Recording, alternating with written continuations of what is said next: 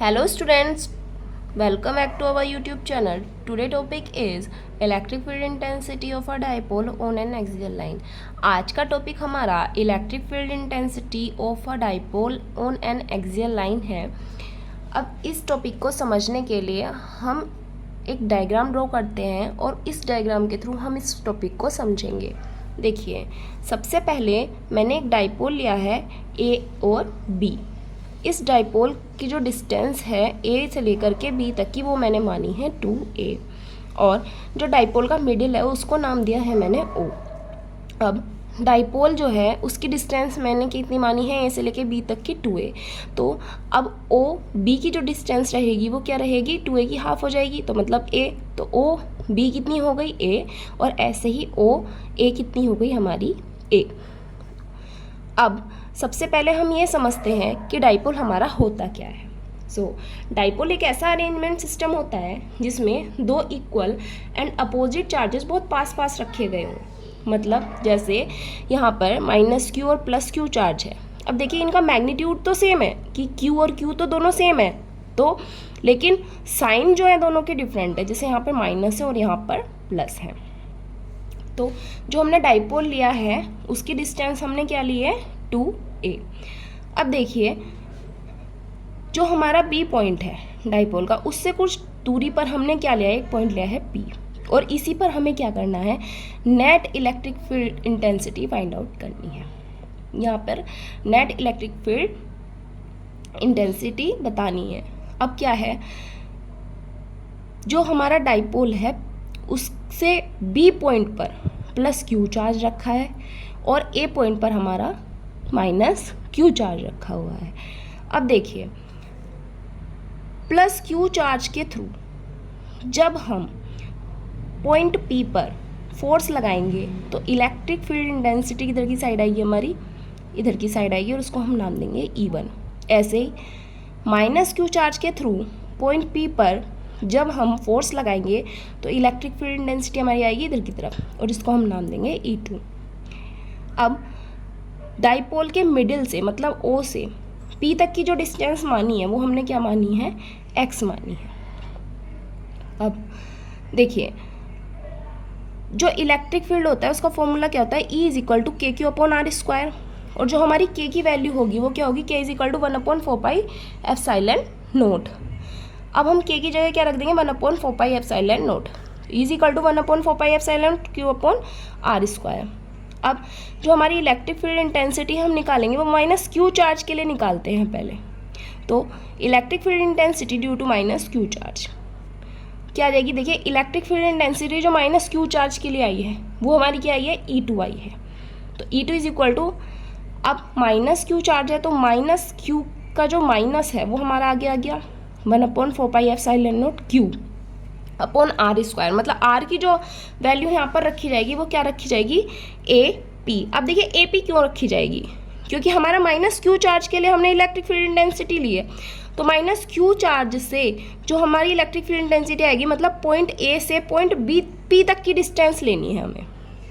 तो point A से point P तक की डिस्टेंस के लिए हम क्या करेंगे, हमने O से P तक की डिस्टेंस कितनी मानी थी, x, और जो OA की डिस्टेंस है वो क्या है हमारी A. तो जब हमें AP की डिस्टेंस चाहिए तो हम x और A मतलब OP को और OA को क्या कर देंगे, प्लस कर देंगे. तो OP की डिस्टेंस कितनी है x, OA की डिस्टेंस कितनी है A, तो हमने क्या कर दिया यहाँ x + A. तो ये क्या आ गई हमारी AP की डिस्टेंस आ गई. तो हमने क्या रख दिया, AP के जगह हमने इसकी क्या रख दी, वैल्यू x + A², और इसको हमने नाम दे दिया इक्वेशन नंबर 1. ऐसे ही +q के लिए निकालते हैं हम electric field intensity due to +q charge. अब देखिए, +q चार्ज के लिए जो इलेक्ट्रिक फील्ड इंटेंसिटी आएगी वो हमारी इलेक्ट्रिक फील्ड इंटेंसिटी क्या आएगी, E1. E1 = formula as it is लगेगा 1/4πε0. अब +q चार्ज के लिए है तो +q चार्ज के लिए हम क्या लगाएंगे, +q ही लगाएंगे. अब देखिए, डिस्टेंस की जगह हमारी क्या आएगी, +q चार्ज के लिए है तो डिस्टेंस हम कहाँ से कहाँ तक लेंगे, B से लेके P तक की लेंगे, मतलब BP.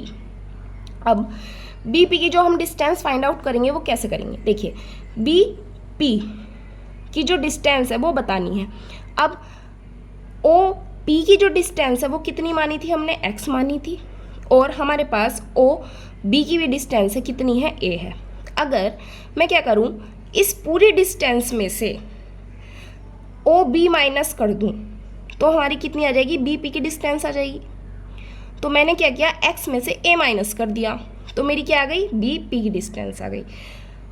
तो बी पी की डिस्टेंस कितनी आई है, x माइनस ए, और हमने क्या कर दिया, इसका स्क्वायर था तो इसका होल स्क्वायर कर दिया, तो इसको नाम हमने दे दिया इक्वेशन नंबर 2।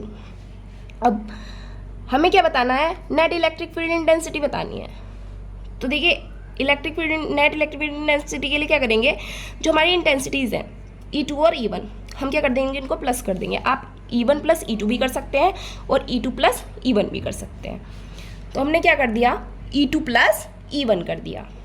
अब देखिए E2 की वैल्यू कितनी है, -1/4πε0 क्यू एक्स प्लस ए का होल स्क्वायर, जो हमने यहाँ पर रख दी है, और प्लस E1 की वैल्यू है 1/4πε0 Q upon x minus A का होल स्क्वायर। अब देखिए ये भी हमने यहाँ पर रख दी है। अब इन दोनों में से क्या आ रहा है, 1/4πε0 कॉमन आ रहा है, और देखिए क्यू भी कॉमन है, तो हमारा जो कॉमन टर्म्स थे हमने बाहर निकाल लिए, कॉमन ले लिए। अब देखिए अंदर क्या बचा ब्रैकेट के, -1/x प्लस ए का होल स्क्वायर, और दूसरे टर्म में क्या बचा, +1/x माइनस ए का होल स्क्वायर। अब आगे आते हैं, देखिए आगे क्या है हमारा, 1/4πε0, यहाँ 1/4πε0 क्यू। अब देखिए जो हमारा अब हम क्या करेंगे, इसमें एलसीएम ले लेंगे, x प्लस ए का होल स्क्वायर और x माइनस ए का होल स्क्वायर, ये हमारा क्या गए, एलसीएम आ गए। एलसीएम लिया तो ऊपर क्या आएगा, -x माइनस ए का whole square plus x plus A का होल स्क्वायर। अब आप देखिए नेक्स्ट लाइन में 1/4πε0 एज इट इज़ रहेगा, क्यू भी एज इट इज़ रहेगा। अब x माइनस ए का होल स्क्वायर, देखिए ये आइडेंटिटीज़ बन रही हैं। आइडेंटिटीज़ कैसे, x माइनस ए का होल स्क्वायर, मतलब यहाँ पर जो हमारी आइडेंटिटी बन रही है वो क्या बन रही है, a माइनस बी के होल स्क्वायर की, और यहाँ क्या बन रही है, a प्लस बी के होल स्क्वायर की। नीचे वाली जो आइडेंटिटी है वो हमारी क्या बन रही है, देखिए गौर से देखिए, ये बन रही है हमारी a square minus B square की। अब देखिए ये आइडेंटिटीज तीनों लगा देते हैं हम यहाँ पर, क्या लगाएंगे, ऊपर क्या बन जाएगा, minus sign as it is रहेगा, क्या बनेगा, X square plus A square minus 2ax, और a प्लस बी के होल स्क्वायर वाली जो आइडेंटिटी है वो हम यहाँ अप्लाई करेंगे, तो यहाँ क्या आ जाएगा, प्लस ए स्क्वायर की जगह आ जाएगा हमारा एक्स स्क्वायर, और बी स्क्वायर की जगह आ जाएगा हमारा ए स्क्वायर। तो क्या बन जाएगा, x square plus A square plus 2ax upon, जो ये आइडेंटिटी हमारी बन गई, x square minus A square का होल स्क्वायर। अब देखिए 1/4πε0 क्यू। अब हम क्या करेंगे, देखिए यहाँ पे माइनस साइन है, जब हम ये ब्रैकेट ओपन करेंगे तो अंदर के जो साइन होंगे वो चेंज हो जाएंगे, तो क्या आ जाएगा, माइनस एक्स स्क्वायर, यहाँ प्लस था यहाँ माइनस आ जाएगा, माइनस एक्स ए स्क्वायर, माइनस है यहाँ पर तो यहाँ क्या हो जाएगा हमारा प्लस 2ax, और ये जो आगे वाले टर्म्स हैं ये एज इट इज़ ऐसे ही उतर जाएंगे, x square plus A square plus 2ax, और अपोन में क्या आ जाएगा, x square minus A square का होल स्क्वायर। अब देखिए जो डिफरेंट साइन वाले हैं वो हमारे क्या हो जाएंगे, कैंसिल आउट हो जाएंगे। देखिए कैसे, यहाँ माइनस एक्स स्क्वायर है, यहाँ प्लस एक्स स्क्वायर, तो ये दोनों क्या हो जाएंगे, एक दूसरे से कैंसिल आउट हो जाएंगे। यहाँ माइनस ए स्क्वायर है और यहाँ प्लस ए स्क्वायर है, तो ये दोनों भी क्या हो जाएंगे, एक दूसरे से कैंसिल आउट हो जाएंगे। तो हमारे क्या बचे, नेक्स्ट लाइन में देखिए 1/4πε0 क्यू, और अंदर ब्रैकेट में देखिए 2ax ये रहा और 2ax एक ये रहा, तो हमारे क्या हो जाएंगे 4ax upon x square minus A square का होल स्क्वायर 1/4πε0 क्यू। अब देखिए 4ax है, इसको हम क्या कर देंगे, तोड़ देंगे, क्या आ जाएगा 2a इंटू 2x। अब देखिए upon x square minus A square का होल स्क्वायर। अब 1/4πε0, अब देखिए ये क्यू था तो हम इसको Q को अंदर ब्रैकेट में ले जाएंगे, तो क्या आ जाएगा Q into 2A into 2x upon x square minus A square का होल स्क्वायर। अब देखिए Q इंटू 2A ये क्या होता है, इलेक्ट्रिक डाइपोल मोमेंटम होता है, जिसको हम किससे डिनोट करते हैं, P से डिनोट करते हैं। तो क्या हो जाएगा P is equal to Q into 2A। तो हम Q इंटू 2A की जगह क्या रख देंगे, P रख देंगे, 1/4πε0 P और 2x हमारा एज इट इज ऐसे ही रखा जाएगा upon x square minus A square का होल स्क्वायर। तो देखिए जो हमारी नेट इलेक्ट्रिक फील्ड इंटेंसिटी आएगी वो क्या आएगी, 1/4πε0 P into 2x x square minus A square का होल स्क्वायर। ये हमारी नेट इलेक्ट्रिक फील्ड इंटेंसिटी आ जाएगी। Thank you.